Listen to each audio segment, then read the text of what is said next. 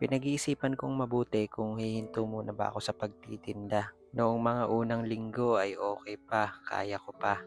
Pero ngayon, habang tumatagal, medyo nanghihina na.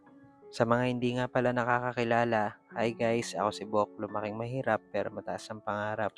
Habang tumatagal kasi ay mas tumitindi yung puyat ko sa pag-aasikaso kay mama.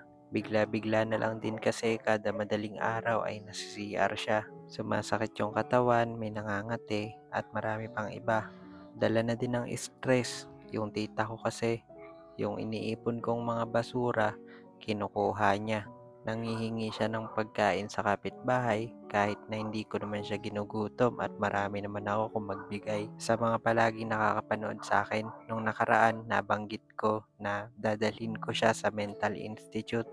Pero hindi na yun matutuloy ngayon dahil ayaw na ako ulit payagan.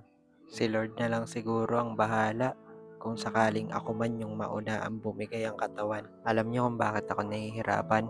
Kasi hindi naman ako nagdidesisyon para sa sarili ko lang. Yung tita ko din kasi tumatambay doon sa may likod bahay. Naharangan na yun kaso sinira niya.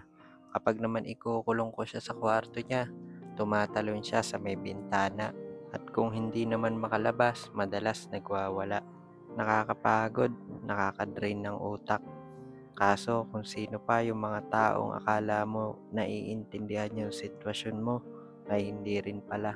Noong una, okay na sana. Tapos biglang naging hindi na lang pala. Kaya Lord, ikaw na lang bahala sa amin. Hindi ko na rin alam kung ano yung gagawin at kung ano yung iisipin. Siya nga pala guys, December 30 na. 2 araw na lang, bagong taon na. Advance Happy New Year sa inyo. Kaya naman ito, nililibang ko na lang yung sarili ko. October ko pa nga binili itong 2026 Happy New Year banner.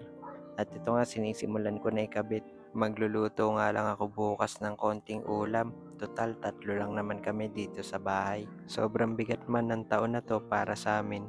Pinagpapasalamat ko pa rin. Dahil kahit papano, eto at buhay pa rin kami. Nakaraos sa mga araw na wala kaming makain. At syempre, hindi yun mangyayari kung hindi dahil kay Lord at sa tulong ng mga followers ko na nakasuporta sa akin. Kaya naman maraming salamat po sa inyo. Sa totoo lang, minsan kasi kahit sarili ko, kalaban ko na rin. Yung tipong sinasabi ko sa isip ko na kumilos ka, kaya mo yan, magtinda ka, gawin mo lahat ng makakaya mo. Pero mas lumalamang talaga yung antok at pagod na nararamdaman ng katawan ko. O paano? Hanggang dito na lang muna itong video natin na to. Maraming salamat sa inyo. Advance Happy New Year pala. Ingat!